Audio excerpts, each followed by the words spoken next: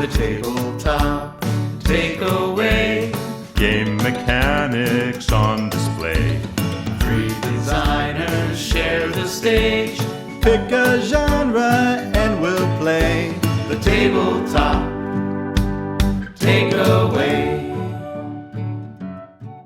Welcome back to the Tabletop Takeaway. I'm Trevor Muller-Hagel. I'm Ananda. And I'm Charlie McCarran. And today we are continuing our probability farming series with number 3, Space Base.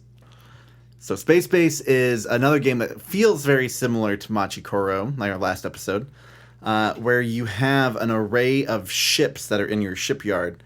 And there's different sectors that are basically the number of die, or the numbers that can result from the die that you roll, or the dice that you roll.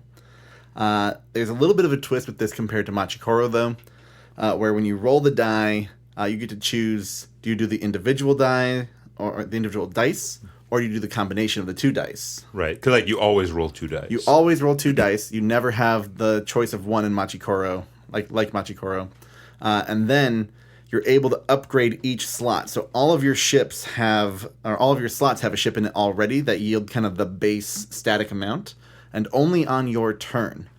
So this is another little switch in the formula, where on other people's turn, you only get to do anything if you've sent a ship out on deployment. If it's been left your sector or left your shipyard and is deployed underneath your board, and it shows the red strip of the kind of resources that you receive when that die is rolled. Yeah, it's sort of color-coded. Yeah.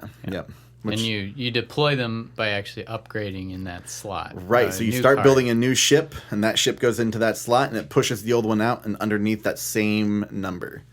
And so what's great about that is that you're rolling 2 dice. They're going to do a 1 through 6, and there's going to be 2 of them, so there's a 33% chance that basically everything there could get hit on that one turn. Or anything above that, it kind of shifts the probabilities a little bit. Well, also, on your own turn, you're always going to get something. You're always going to get something on your turn because all of your level 1 ships have a 1 gold or have... I'll go over those 2.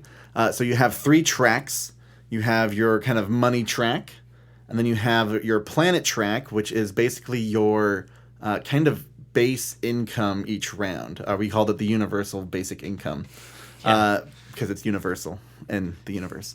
But basically, as you upgrade that track, that is your new 0 for what your coins reset down to at the end of your turn after you make a purchase. So even if something cost 4 coin and you had 20 coin built up, you still reset that to your planet marker, whatever that happens to be on at that time. And then neither of those are how you win. You need the rocket ships to boost you to victory. And once you get to 40 victory points, that triggers the end of the game. Everyone has finished the round, and then the game is over. So some unique things about this when compared to Machikoro. I really like that they have some cards that have charge tokens or charge cubes, and that really allows you to be flexible with how you gain that as income when dice are rolled. Or when they become passive, you can gain the income on other people's turns and then use it on your turn or flexibly as well. Yeah, so basically charge cubes, you put a cube on the card when you roll it, and then on your turn you can use that cube to do something depending on what the card is. Yeah, it makes it very versatile and makes it feel very customized for your experience, which I think is a great thing for probability farming games. Yeah. In addition to that, you have a unique thing on every number. And you can even switch those numbers around a little bit. So the board is what gives you the number, and the cards are all just... They say where they start, but they may actually move depending on the abilities of other ships. Yeah. Which is, I think, a really cool idea. So then you can actually manipulate, just like in Cities and Knights for Catan, your probabilities and kind of shift that around more customized. Right. And it is really quite satisfying to have, say, a card that went in the 12 slot, meaning, it's balanced around not being hit very often. Right. And then swapping that with like a 6 or with a 6 or a 7. If you can do that. It's tough to do that, I think. But it's a really cool effect. Yeah. Yeah, and like you can develop these kind of strategies, because I think there's even like a warp ship that like allows it to bounce around and trade positions with things. Yeah. So by using that, you're able to actually really customize your field. but it doesn't really do a whole lot otherwise. Another really cool effect that the game has is some of the ships can activate the one of the slots next to it. So like yes. you roll a 7 or somebody else rolls a 7 and you also get the stuff in slot 8, for example. Right. Yeah. Yeah. That's a really nifty mechanic.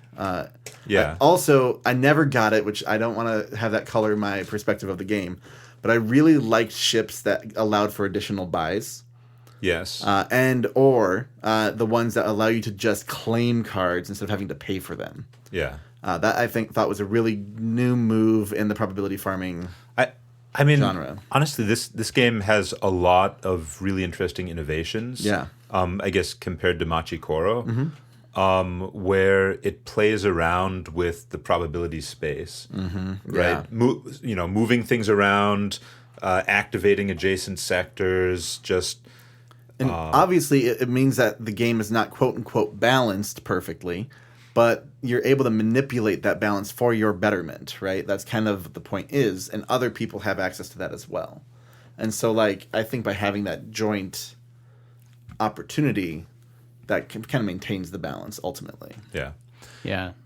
And I think one of the best things that this game does is the way the upgrading works. So there's only one number slot for each thing.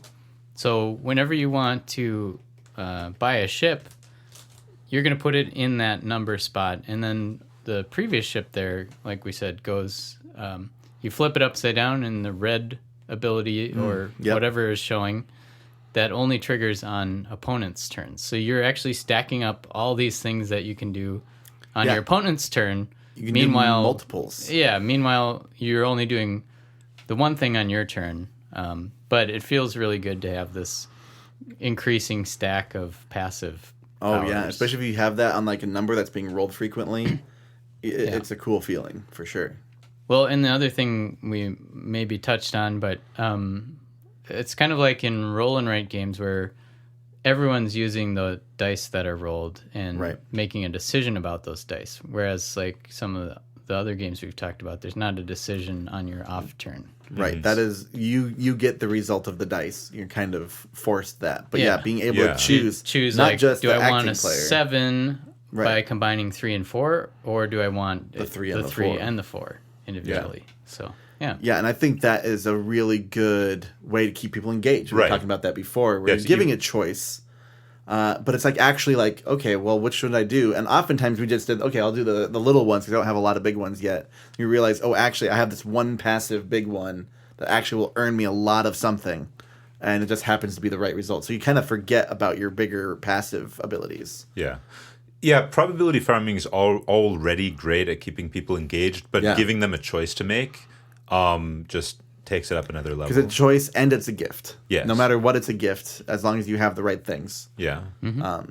The game also gives me really strong deck builder vibes. Oh, actually, sure. Because I can see a lot of parallels. I mean, on Machikaro, we talked a little bit about, sort of a little bit of deck buildery aspects, but this game's even stronger because one thing is the rocket cards, which are just worth points when you buy them, but they go into a slot and you can't add any more ships to that slot. Very similar to estates or provinces in Dominion. Right. Yeah. But unlike estates or provinces, there is an advantage to placing them because just like any other ship, they will move your ship from that slot to deploy it. So even though you can't get anything from that on your turn, you can still get stuff on other turns. And if you have a really good ship in that slot that you want to deploy, that can be a great way to sort of finish out that number. Oh, yeah. It's a nice side effect, would you say? Ooh. Yeah. Yeah, and there are other parts about the game that just feel like a deck builder. Like, for example, the way the buying system, you lose any money you don't spend. Yeah, just like a hand in Dominion. Yeah, just like Hand of Dominion. So I guess there are a lot of things about this game that feel like a deck builder, even though it isn't a deck builder. Yeah, not even a little bit. Yeah. Well, it's funny, you say that because it definitely feels like a game that's learned lessons from a lot of past games. Oh, yeah. Including Dominion deck builders and Machikoro, and Monopoly. Sure, yeah. Probably, I'm sure. Yep. So I'm curious to see, like, if you're listening and we're missing one of your favorite probability farming games, please let us know, because we really couldn't find too many in this genre. Yeah, the only other one I found was Valeria Card Kingdom, which I'll go into in the next episode as well. But yeah, it'd be great to know your thoughts if there is something we're missing, because, man, we combed BGG a bit and could not find a good, suitable second place item. So, yeah. So I guess, so my takeaway for this, I guess, would probably be going back to the charge tokens. sure. Those are really cool because you get them passively, which takes advantage of all of the advantages of getting stuff passively during other people's turns. But it doesn't slow things down even when they have a complex effect, because you don't use them until your turn. Sure. So, like, if you're trying to set up a game so that people do things during other people's turns, if the things they're trying to do are complicated, it might slow down the game ordinarily. But charge tokens fix that. And it just feels good to get them, right? Like, don't get me wrong, getting money or points is great. But getting charges of a special ability and anticipating, ooh, all right, on my next turn, I can use this. That feels really good. Oh, yeah. Yeah. I guess for my takeaway, I think is the points track, which sounds silly because a lot of games have points track. They but do. In my designs, for some reason, I just don't love counting points on a track with at least a shared track. I don't know. I try to not have that in my game because it feels like an extra component. Why don't we just do end game scoring at the end? Like, that's my philosophy. But more and more I'm realizing it is pretty satisfying to have this track of points, and you get stuff and you can instantly see like who's in the lead. You can look around, and the fact that it's actually a race to the end also I like that. So maybe I'll try to have more, and there's not too many games that have a personal points track like that. Normally it's your on the board and Normally it's like going around the board or something. Yeah, I guess, well, especially since everybody can be updating their points at the same time. Yeah. Because you can passively gain points depending on what's rolled during other people's turns. Especially if you have 3 passive point rockets on your tableau, which is pretty... That was my strategy, which was defined by the first... It was actually kind of a clever start to the game, too, because you each get dealt a random card to add, which tells you which number slot to put it on, and it gives you a special ability, so you feel like, oh... And determines who goes first. Yeah, and determines who... It's like, it's oh, wow. Great. That's solving a lot of problems. But and you have to pay for it, so you actually reduce your money. Right. It's like, oh my god. Yeah, that's smart. And for mine, it was, I had just to get rocket points.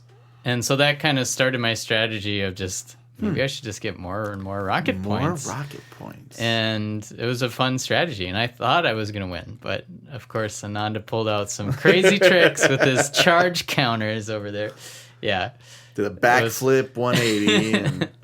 but I'm kind of glad that, in a way, that my strategy didn't win, because I thought, is this... It's not an exciting like strategy, but an effective strategy, yeah. I was still having fun with it, for sure. Yeah. Very satisfying. But good. Yeah. Yep. But yeah, so the I just wanted to say the when everyone can gain points passively on their turns, having the points track be in front of you rather than in the center means you don't have everyone reaching. Yeah, Yep. messing up things, futzing things. Also, just with the track, because it's 3 parallel tracks going horizontally along the board.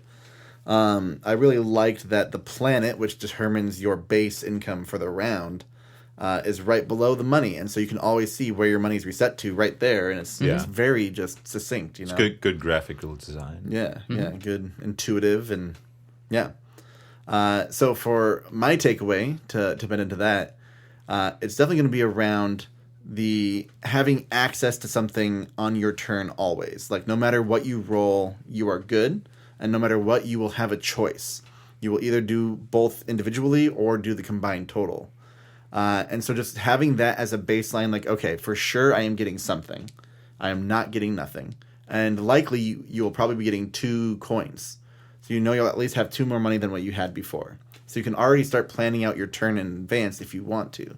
And so just giving that, like, okay, I will for sure be getting this is a really good thing in a probability farming game, because so often you do not roll what you expect to roll, and sometimes you don't get anything. And that's really tough in a game like this, because like that's your time to buy. If you don't get something and it's your time to buy, then you lose out a whole round on getting a card. If you don't have, the multiple buy cards, then that really hurts your engine pretty substantially. So yeah, just making sure that you have that capacity to get a new card every time, I think is really key. So even if you get a shoddy card and it takes place of something else, it becomes passive income as well in that slot. So like you're able to still improve your engine. Yeah. I do really like that you can have a great card in a slot and then replace it with a not so great card, and you're still benefiting because now it's deployed. Yeah. Mm-hmm. Yeah. Yes, that's my takeaway. Is just making sure you always have access to something. Mm-hmm. Yeah, and I think the other thing I do really like about how this game progresses is that at the beginning, yeah, you really are only doing something on your turn.